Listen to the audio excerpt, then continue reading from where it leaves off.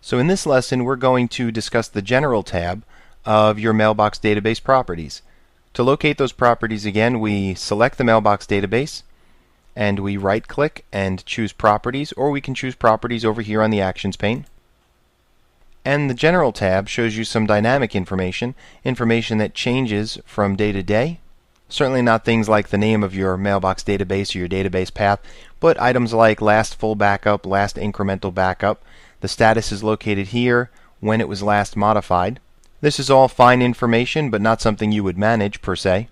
You'll notice here there's an option Journal Recipient. Now this Journal Recipient option will allow you to create a copy of all mail going in and out of this Mailbox database. You select Journal Recipient and then select the Browse button and indicate a mailbox that would be the recipient of all of that mail. You might take note of the maintenance schedule.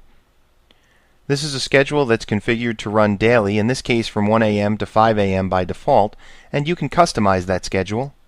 Here you see this is the time that it's scheduled to run, but you can change that to something that's a little more convenient for your organization.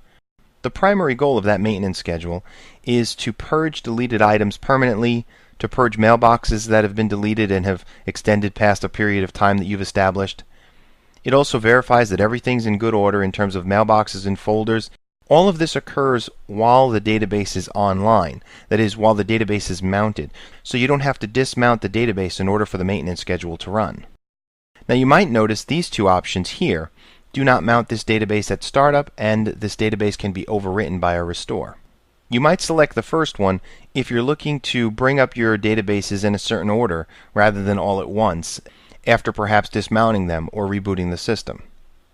The other checkbox, as far as the database being overwritten by a restore, this is used when you need to restore from an offline backup.